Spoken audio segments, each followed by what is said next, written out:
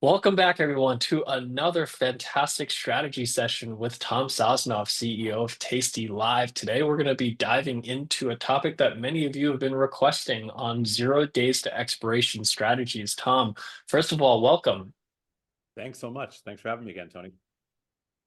Yeah, Tom, I know you and your team have been doing a lot of research on 0 days to expiration. So, really excited to pick your brain about strategy, parameters, take profit, stop losses, all types of back tests that you've done and the research that you've done on the 0 days to expiration and dive into that.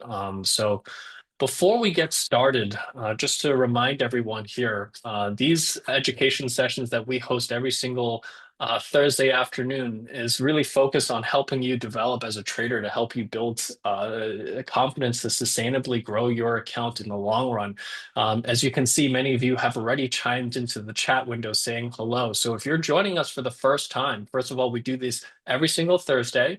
But feel free to chime in and say hello and tell us a little bit about who you are and where you're from. As you can see, we have a very vibrant community of traders here that join us every single Thursday to help each other learn how to become a better trader with regards to options and providing kind of a very well-rounded education, not just on options trading, but everything around technical analysis, fundamental analysis, even trading psychology. So today we're going to be diving into 0 days expiration, and what we will be going through are some examples. But what we are going to do is these examples are only for education and demonstration purposes. This is not a solicitation or recommendation to buy or sell any of the specific securities that we'll be using as example purposes during today's session. So we'll start off with just a quick introduction from Tom and the TastyTrade team as far as who they are and what they do. And then we'll kind of dive into a little bit about the current volatility environment before we kind of get deep into 0 days expiration strategies. I have a lot of questions prepared to help you guys better understand the research that the Tasty Live team have conducted on 0 days to expiration to give you a very well-rounded understanding of these types of strategies and what are kind of optimal settings based on the back tests and research that TastyTrade team has provided. And then during that time, Tom will walk you through the TastyTrade platform, and then at the very end, we'll open this up for Q&A. And before we wrap up for today, I'll show you how you can open up a TastyTrade account if you don't already have one for today. So before we jump right into it, and Tom, I do want to spend as much time as possible on 0 days to expiration today. But for those of you who don't know who you are, and I know there's not many of you that don't, but for those who do not know Tom, please, could you just give everyone a bit of background on who you are and kind of how you came about to being, to starting Tasty Trade? Good. I thought you were going to say, how did I come about? And I wasn't prepared to answer that. We started Tasty. I started Tasty after we built a company called Thinkorswim, which probably some of you use.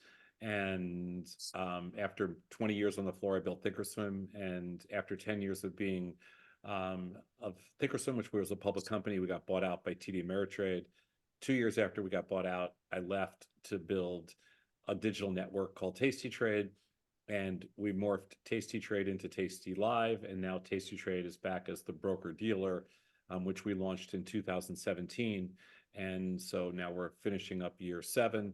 And Tasty's probably the largest boutique broker in America, actually anywhere. And we specialize in derivative products, obviously options, about 75% of our business, and about 20% of our business is futures. The rest is some stocks and crypto and stuff like that. But we're a firm that specializes in high frequency technology, in strategic finance. We're also a research think tank. So we create more financial research than anybody else in the world. And that's it. And I'm an industry junkie, I guess you could say. I've been doing this for a long time, and part of my passion is like events like this. Getting a nice big audience, a huge audience on a Thursday afternoon is super cool. And Tony and I have probably been doing this now for a long time, and it's a great relationship. It's kind of special to me. So here we are.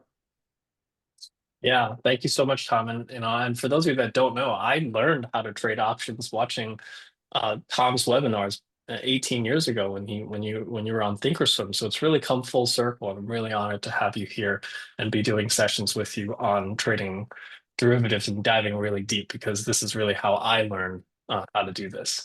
Um, but today, what we're going to do is we're going to talk about optimal strategies, specifically the strategies themselves, entry and exit rules for specifically 0 days to expiration options.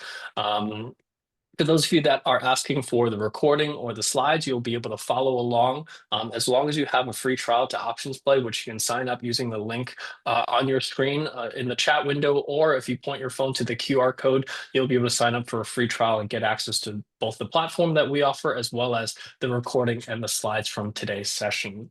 So what we're going to go over today is really sort of a rapid fire session. We're going to do a bunch of questions to Tom. And like I said, these questions have been designed to help you better understand the research that the Tasty Live team have conducted and put out with regards to the back tests that they've run on 0 days to expiration, help you really understand what seems to work, what doesn't seem to work, and kind of what type of strategies you might want to consider if you're trading these types of strategies in your portfolio. We'll go over everything from expiration, strike prices, volatility, what research has been done on taking profits and stop losses, and going through some live examples using the TastyTrade platform.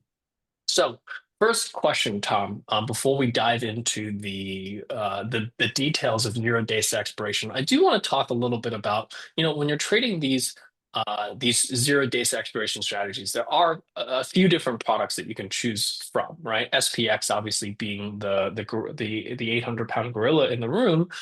But what's your thoughts in terms of trading this using an index option such as SPX versus, let's say, a very liquid ETF like SPY, which obviously from a size perspective is far more favorable for a lot of retail investors or investors who have smaller trading accounts? Sure. And I mean, I think you just, you asked and you answered.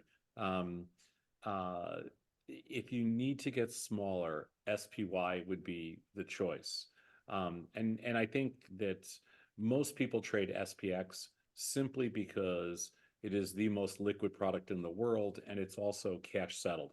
So you don't have to deal with um, any kind of exercise or assignment at the end of the day if you happen to hold it to the end of the day. So I think when it comes to the two most important factors for a lot of people, assuming that capital is not the issue, is the exercise and assignment risk at the close and and liquidity. Both of those have the liquidity, but the SPX, is cash settled. When you look at XSP, that's also cash settled, but it doesn't have the same liquidity as XPS, even though it's the SPX has the same market makers as XSP, but nobody really follows XSP that much. And then the last one, NDX, again, a cash settled index, but not the liquidity. So I think that the real difference here is focused on liquidity and then exercise and assignment risk. I think that's Hey, really good insight, because a lot of because a Tom, I lot don't of mean to, sorry, I don't mean to cut in here, but the chat is having a hard time hearing Tom. If you could just speak up a little bit louder, please, Tom, or Hold turn on. your mic up. Yeah, let me just turn my mic up. Testing 1 2 3. Is that better? Testing 1 2 3. Ask them if that's better. Testing 1 2 3. Can you go a little bit more, please? Okay. I'm on max. Testing 1 2 3. Testing 1 2 3. I hear Tom pretty good. Let me see. I got I'll move quite my a few mic. people say better. Testing 1 2 3. Testing 1 2 3. I think that's looking a little better now. Okay, I moved the mic closer to my mouth, so let's try that. That's weird. I've never had that issue before, but thank you. But what I was saying before is that, the SPY from a liquidity perspective Because the argument between SPX and SPY comes down to size, right? If you have a small account, you might not have the luxury to trade SPX, Sure. and that really kind of brings a lot of customers to taking a look at XSP because that's also cash settled as well and much more favorable in terms of size. But as you said, liquidity is kind of the big issue, or not, is the concern here for XSP. So, which is why kind of from my perspective, if you're thinking about SPY versus XSP, and SPY has the exercise and assignment risk, it really comes down to whether or not the type of strategies you're trading, you're going to hold into expiration. And we're actually going to dive into that a lot here today around the timing of these trades, around how long you hold on to these trades. There's been a lot of research that TastyTrade team has done on that. So I'm really looking forward to diving into that. So thanks for kind of clarifying from the product side of things. So let's dive into the strategy itself, right, Tom? Um, you can obviously trade 0 days to expiration for a lot of different strategies. Now, predominantly, we'll cover kind of the option selling strategies, right? Because that's predominantly what you're going to be trading when you're trading these types of strategies. So, across strategies like credit spreads, straddles and strangles, butterflies, condors, based on your research, what do you guys prefer trading, or what do you see in terms of favorable strategies for 0 days to expiration selling index options? So now remember, or let me point out, I shouldn't say remember, but let me point out that credit spreads, butterflies, condors, they're all any defined risk spread on a 0 day is just it's a version, they're all versions of one another. The strangles and straddles are a little bit different because those are undefined risk. So when you think about 0 days, you really have to think about it in terms of defined risk and undefined risk. Most people trade variations of defined risk trades in 0 days. And the reason for that is if you're using the SPX, you're probably going to use defined risk because otherwise the undefined risk is like $100,000 per one lot. So that people tend to use some version of a defined risk trade just to keep the capital costs lower. I think for smaller accounts that are using, let's say SPY, any form of credit spread. So whether you use a vertical, either a put vertical, call vertical, or both, like an iron condor, or use a butterfly, which is all on the same side of the market, or use a condor. Again, they're all versions of the same thing. And I think it's just a function of which one are you most comfortable with. With straddles and strangles, most people trade those in SPY rather than SPX, simply because of the capital requirements of SPX. That's really fantastic insights. So with regards to strategies that you would trade, I'm presuming based on some of the stuff that we spoke about last time, you prefer trading straddles and strangles in this type of product? It really depends on the amount of capital you have. So, Hmm. I mean, if like I trade in a portfolio margin account, and portfolio margin accounts, they're much more they're more leveraged, so they're capital friendly. But if I'm not, I will spread it off and I will use, I will sell a front month strangle and buy a back month or a front month um, strangle, but much further out of the money. So in other words, I'll essentially iron condor it off, or I'll somehow vertical it off into a defined risk trade. We've done a lot of research on defined risks give ups in the SPX, and it's about $10 to $15 of total like give up to theoretical. That's what it costs to do something as defined risk as opposed to undefined risk. So it's not that bad. If you're talking about doing it in the SPY, it's about $1 to $2.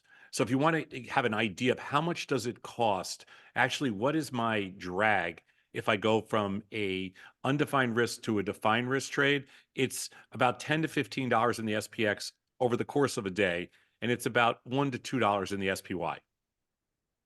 So just to make sure everyone here is clear on that, what you're saying is that because we're talking about everything is kind of a variation, right? Because if you think about an iron condor is effectively being short a straddle and then being long a further out of the money straddle. Sure.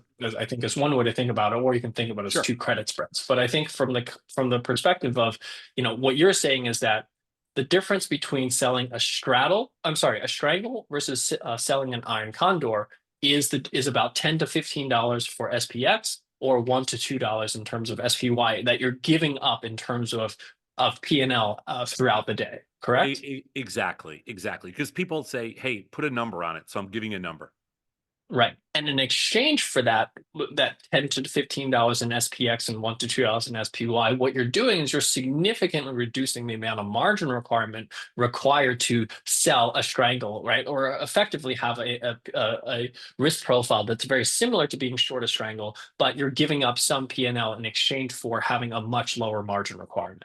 So, and that margin requirement reduction, I would imagine, is probably in the order of 80 to 90% reduction in the margin requirement to versus selling a strangle to use an iron condor.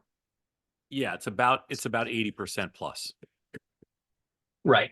So, from my perspective, I think for a lot of traders, especially traders with smaller accounts, would prefer selling, a defined risk strategy because of the significant reduction in the margin requirements and giving up that, $10 to $15 in SPY or $1 to $2 and SPX and $1 to $2 in SPY.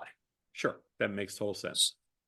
Okay, so with that, I think what it makes sense for us to do is to kind of look, because I think, the research that you guys have done, a lot of the research has been done on selling strangles, right? Straddles and strangles, because you're basically saying, let's do the research on the pure strategy, and then you can always give up the $10 to $15, in P&L if you're trading the iron condors versus the straddle. But the straddle gives you the straddles and strangle gives you the insights into how to execute this specific strategy. So let's talk a little about selling strangles, right?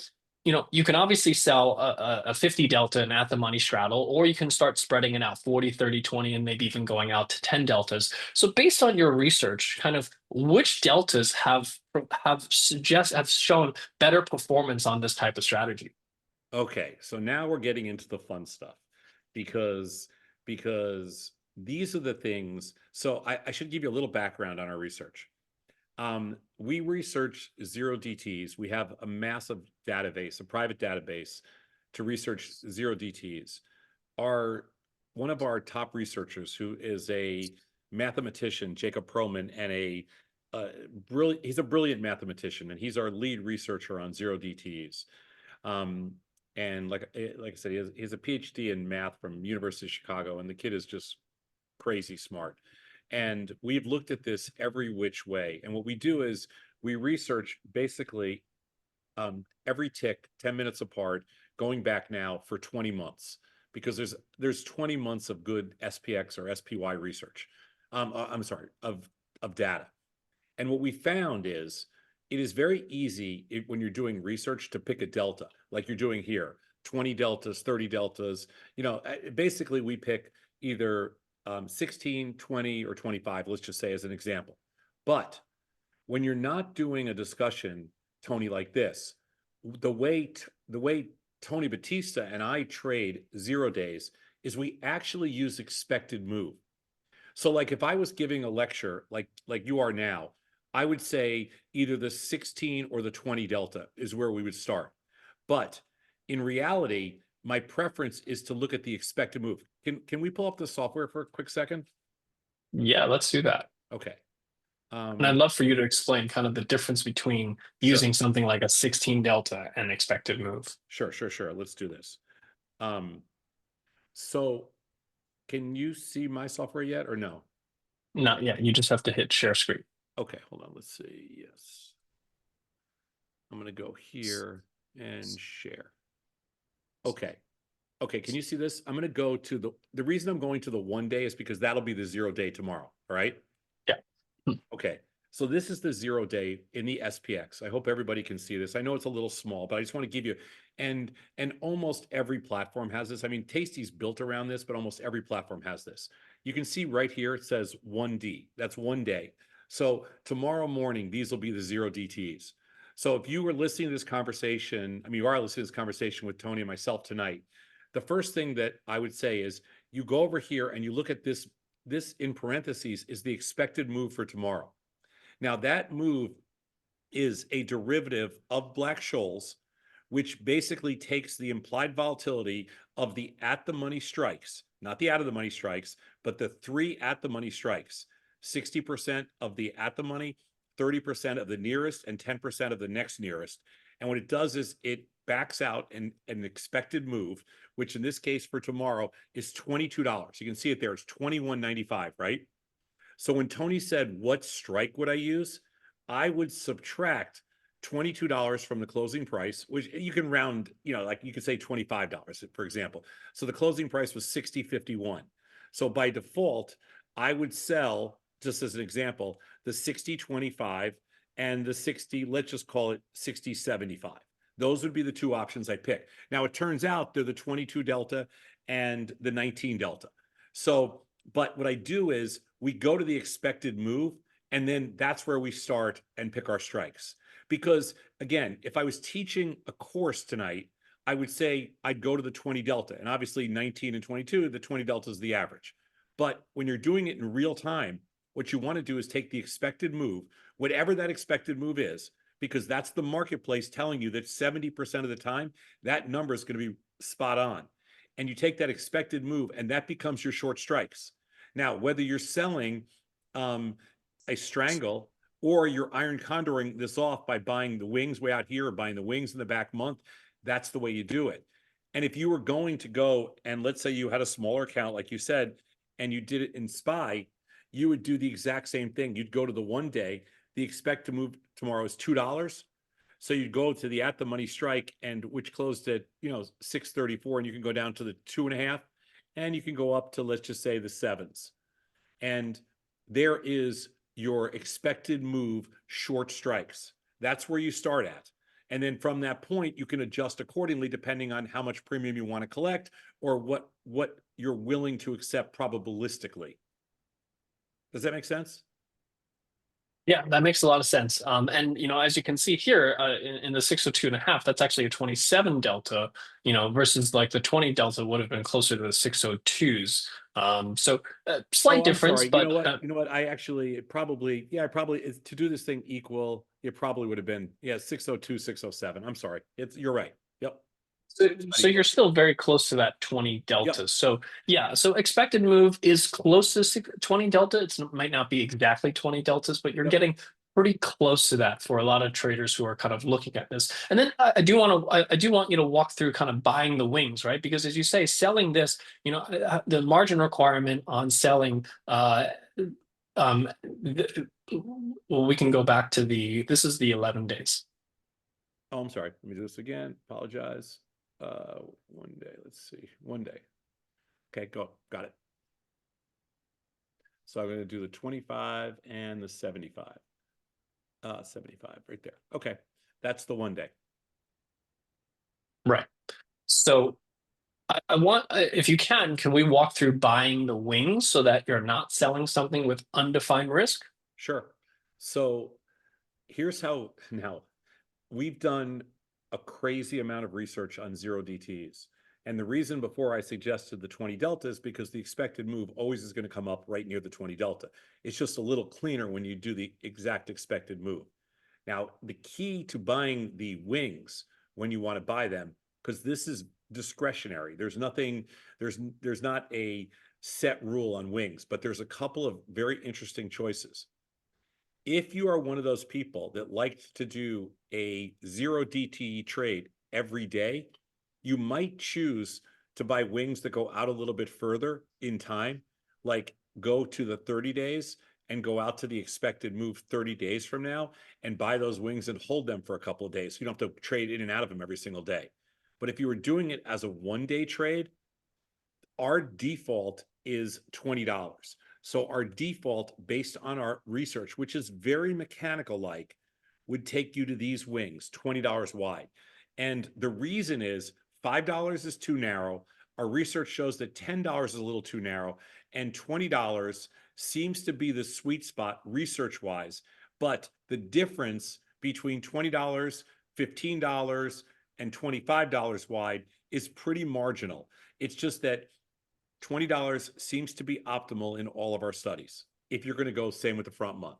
So if you're doing it in the SPY, it would be $2 wide. And if you're doing it in the SPX, it'd be $20 wide. So let me just recap what you said. If you are the type of trader where you want to effectively sell a strangle every single day, you're saying that instead of buying the wings that expire the same day, you want to buy wings that are roughly 30 days out. You're effectively turning it into I guess, a double diagonal, Sure. Sure. right? But what you're doing Um, is you're trying to cut down on the slippage. So like yeah. if you knew you every single day you were going to do a 0 DT trade, you'd buy the wings, let's just say 30 days out at the expected move. So you'd pay a lot for this trade. But every single day you don't have to touch that back month position. You just lay out the front month every morning. So what you're doing is by buying those 30 day out of the money wings, you are remaining fairly delta neutral Mhm. on the trade, but what you have is much faster decay on the 1 day strangle that you sold versus the decay that you're paying on the 30 day that you've purchased. And you're effectively trying to take the difference between that decay. That's correct. Exactly. Um, Right. Most of the time, people opt for this layout that we have right here because this layout, as you can see, is just cleaner and it gets you in and out. It costs less money.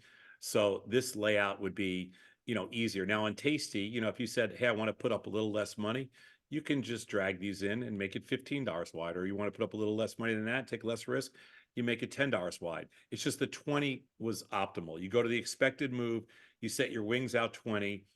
But all of these mechanics, well, I'll let you keep going, then I'll tell you what they pale in comparison to.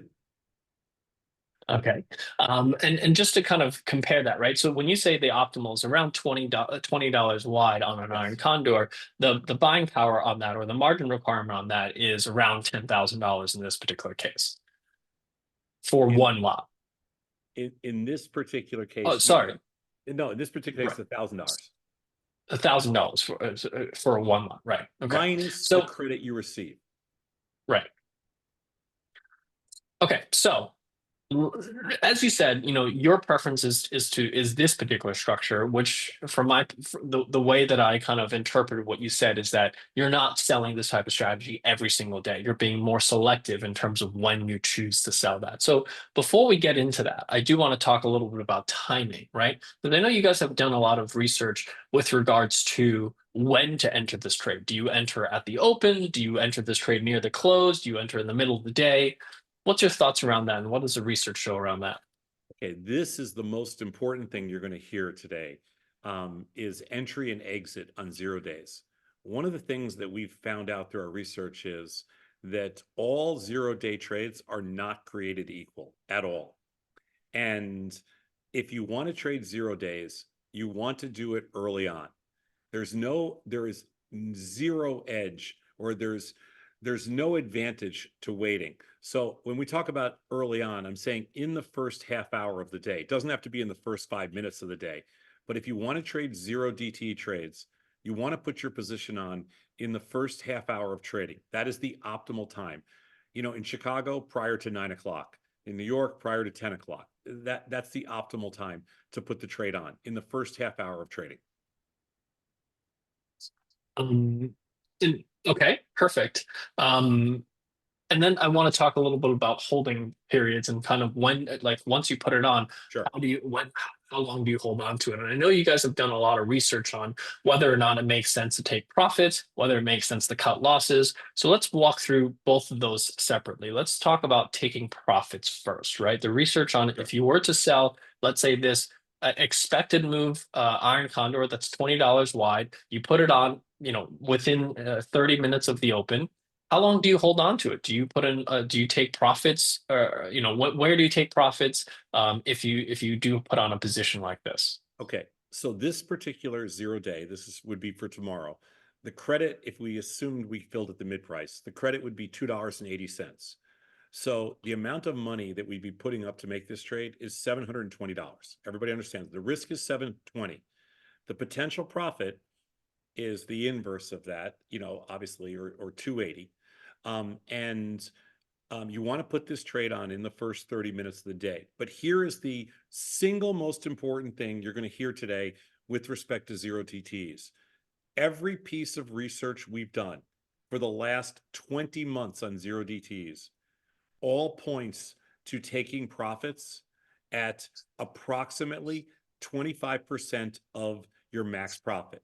If you want to have a success rate that's up in the high 80s to low 90s, okay, which is a obviously a very high success rate, but if you want to have a very high success rate on zero DTEs, and remember, these are 20 delta options, so it's not an unreasonable thing to have, an 80 to 90 to 92% success rate.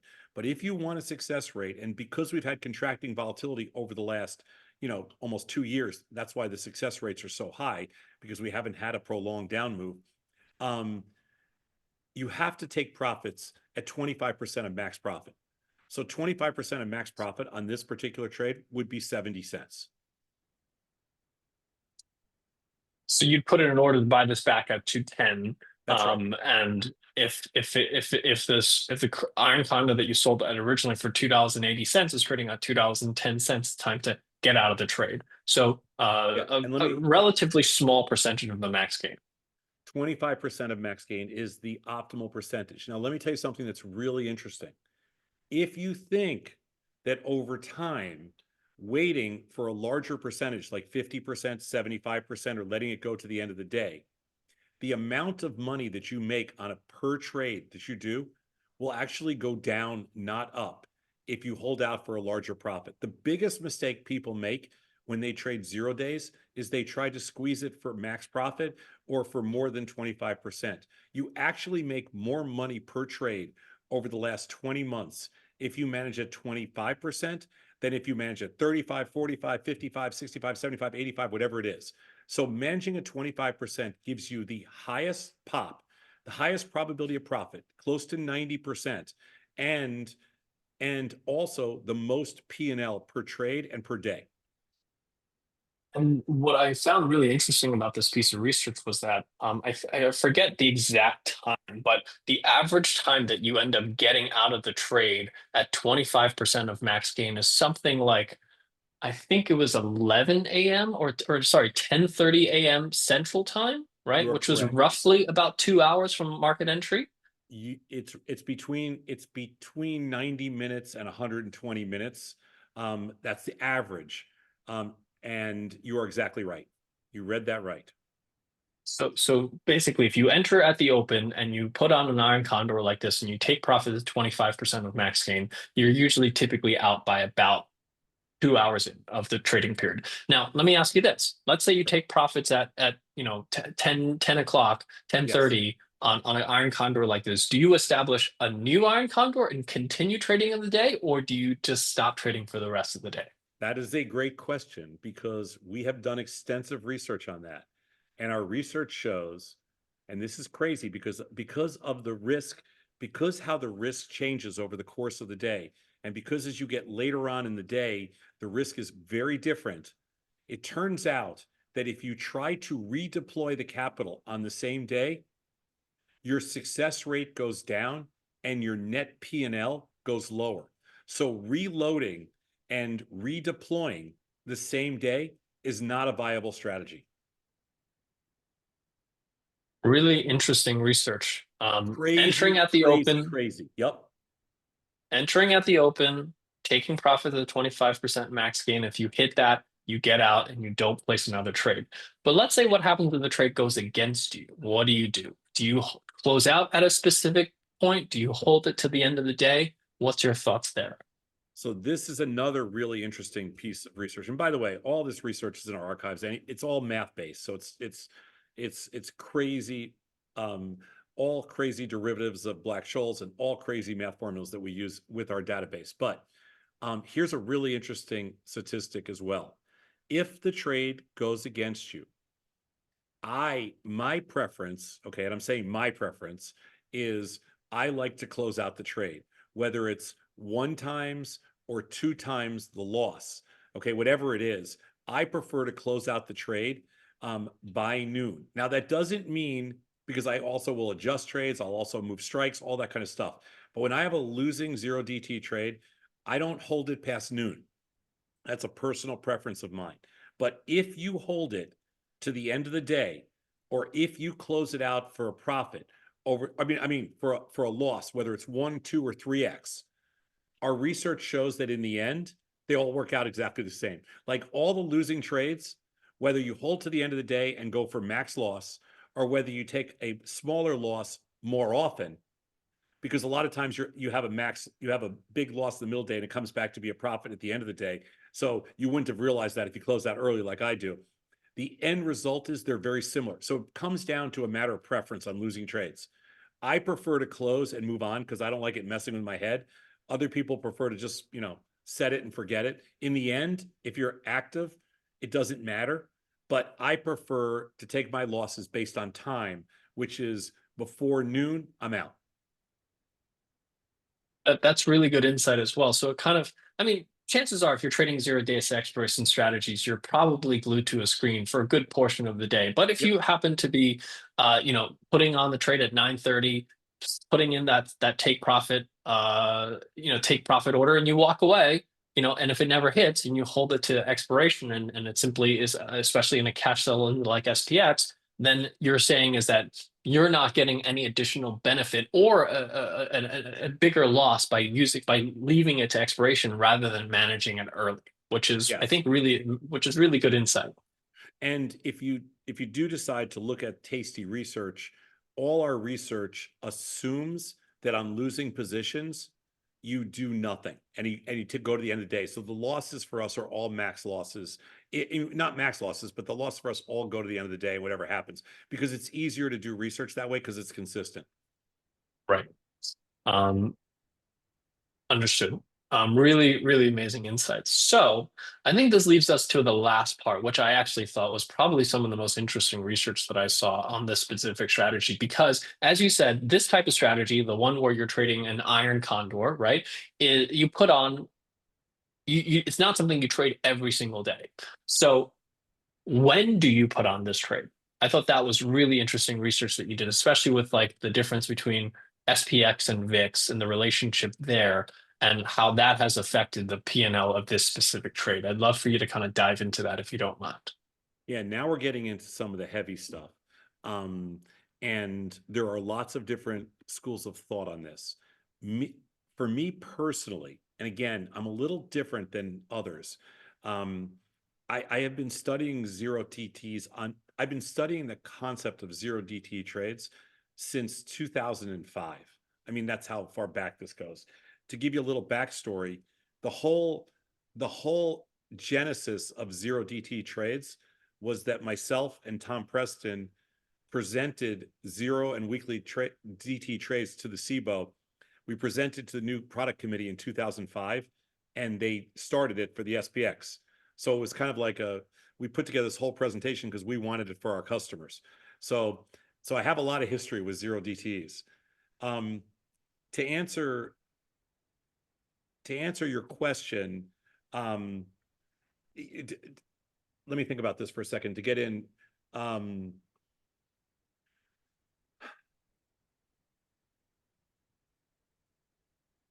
want to get into the specifics of this without confusing people. There is a lot of schools of thought about, is it better to put on zero DTs when volatility is low because there's less movement, so there's potentially less risk, or is it better when volatility is high because you collect a bigger credit so you can get much wider, right? Those are the two schools. I have found for myself personally that I do better. And again, volatility as measured by the VIX doesn't really come into play when you're doing 0 days because the VIX is a 30-day out. And so daily volatility is more important than normal volatility. The one like the VIX and the VIX futures that you usually watch, those don't come into play as much. But if you look at the VIX 1 day, which is VIX 1D, which I have in my market view, my market watch, what my watch list. So I look at, did I happen here? Hold on. I say VIX 1 day. VIX 1 day. It closed at 871 today. This morning, it was like almost under 6. And then this afternoon, it closed almost at 9. The most important thing is that I like this number when it's higher. It makes me nervous when it's down under 10. Our research has shown that when this number, the VIX one day, is over 12 or it's over 15, it's a little bit more interesting for us and we have a higher success rate. But the opposite side of that, again, which because I don't want to discourage people from trading, is that when the VIX one day is very low, then there's less, less intraday risk because we don't really do that much. But I like the VIX one day higher. And that's the only VIX instrument that actually matters. I'd love to, thank you so much for that insight. I also saw a research piece that you had on whether the relationship between when SPX was up for the day versus when VIX was up for the day, like when SPX was down on the day, but VIX was up on the day and only trading on those days versus the days when SPX was up, but VIX was down on the day. You had some interesting research on that front where on the days where SPX was down and VIX was up, that you had a higher success rate of this strategy versus the days when SPX was up and VIX was down. Yeah, that was weird too. Like that one's a hard one because that you realize that only happens about like 15 to 20% of the time because the Hmm. VIX and the SPX are the inverse relationship there is really strong. So Right. when you get, market down, VIX down, or market up, VIX up, it's only happens like 15 to 20% of the time. So I didn't want to make a big, I didn't want to use that as the primary use case for zero DTEs. I like the VIX one day better because I think it gives you a better indication of kind of, what the marketplace is thinking premium wise. Hmm. What we have found is I think that my biggest takeaways with zero DTEs when you kind of boil it all down is you have to manage early, you have to stay incredibly small. If you can afford to, I'd prefer to use the SPX because the cash settlement, it just gives you a peace of mind in case you get stuck with the trade until the end of the day. And if you're not familiar with how stock settlement goes, I think you should just, you should be careful about, using SPY if you're trading 0 days. That's all. If you're familiar with it, then it's fine. You just know you have to cover before the end of the day. Right. And in the Iron Condors examples that you gave on SPX, we're talking about just a couple of $1,000s in terms of margin requirements on a $20 wide Iron Condor. I think that's manageable for a lot of traders, even with relatively small accounts in terms of capitals. It's not like you're trading something with tens of $1,000s in margin requirement. So it's definitely a product that I think for those of you that have a medium-sized account should definitely consider versus SPY because of that cash settled nature. But I think the insights that you have with regards to managing early is incredibly helpful because that is one way to also offset that exercise and assignment risk that you have if you are trading this using SPY for those of you that prefer that smaller product. There is another topic, Tony, that I think we have to touch on that with 0 days, which I think is important. When you look at your entire portfolio, let's say you have I'm just going to use an example. You have $100,000 account, okay? And because the $100,000 account is easy to multiply by or divide by, whatever.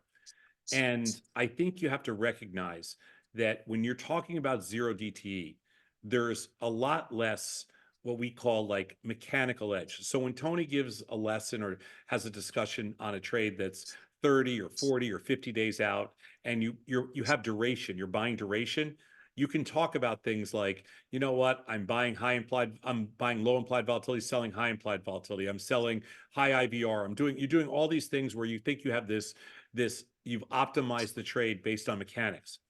When you trade zero DTEs, it's very much an engagement tool. It's very much an engagement strategy.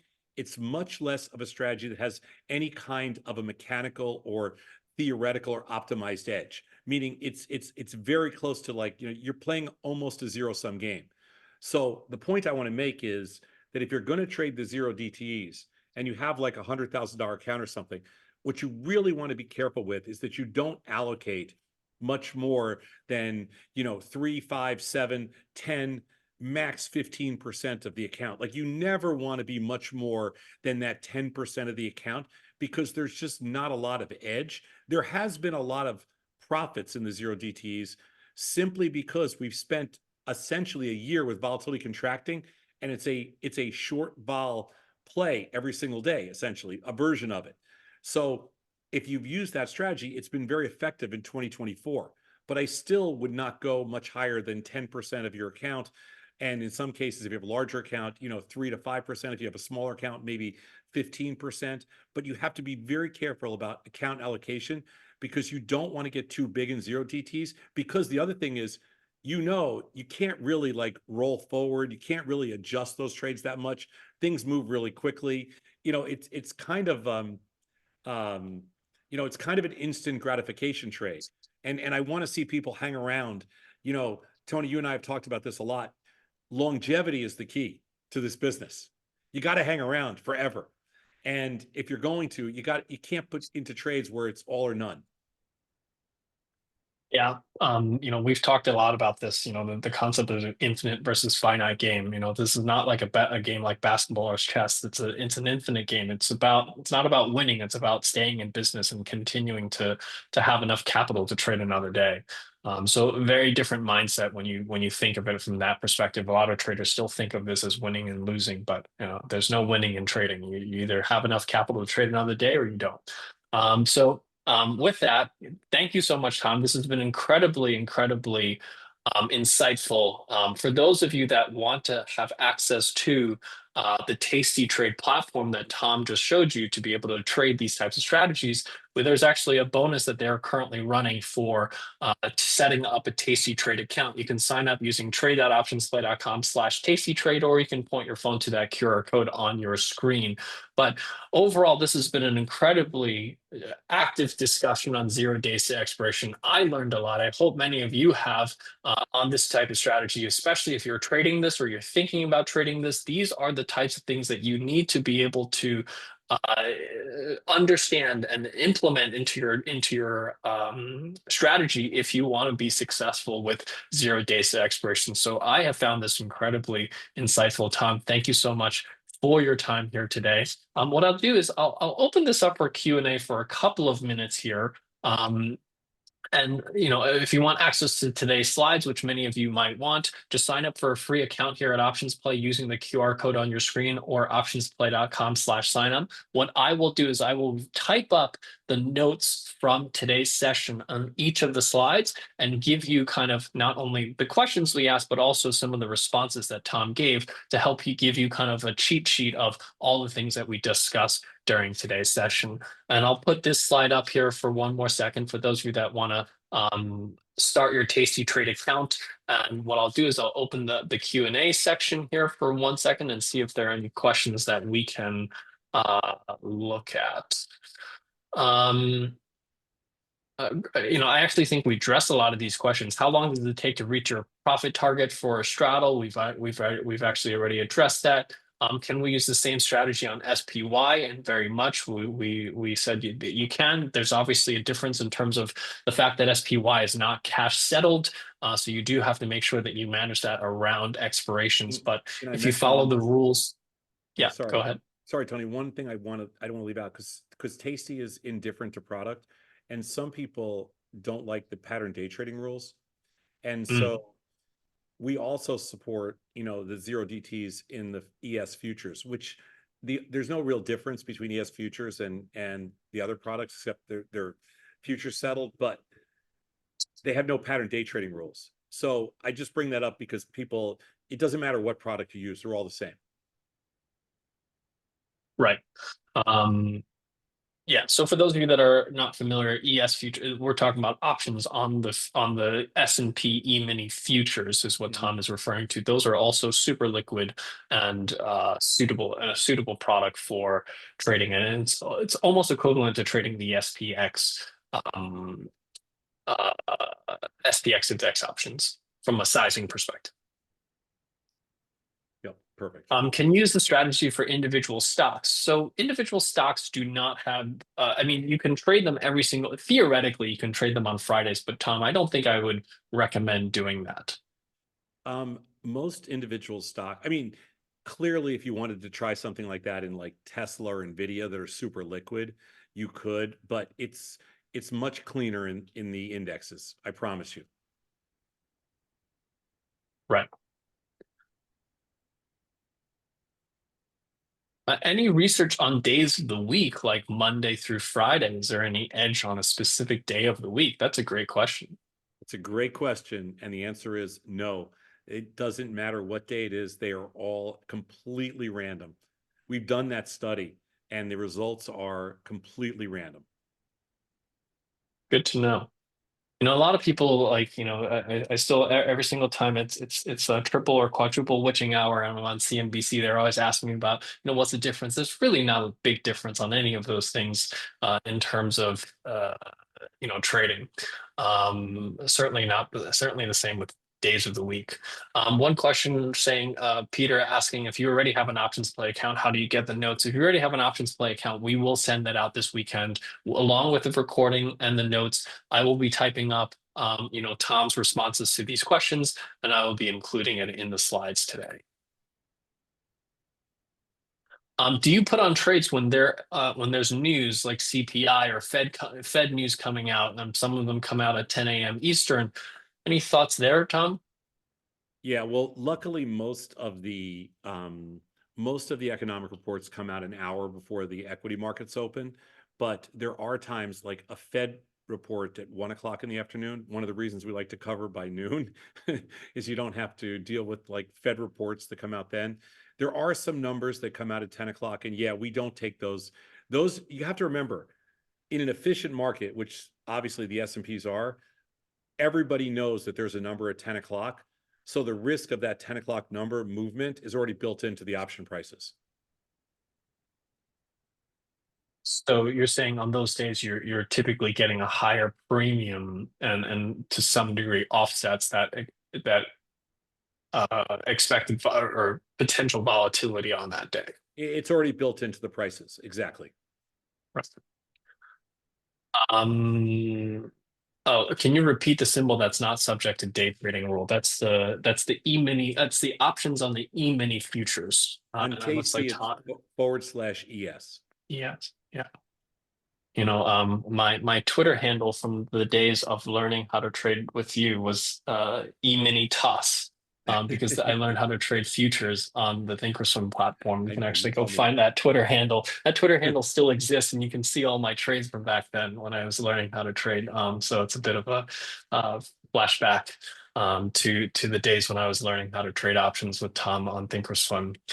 With that, that seems to cover all the questions. It looks like we've got a lot of questions that were already answered by Anthony in the chat window. So thank you so much for having one of your guys jump in on the chat window answering questions. Again, Tom, thank you so much for your time and your insights. This has been incredibly insightful for me, and I hope that this is incredibly insightful for all of you that have joined here today. I will type up the notes and I will get everyone the recording and the notes this weekend. So thank you so much. Thank you, Tom. And I hope you guys all have a great trading day. Thanks, Tony. Thanks, everybody. Have a great holiday.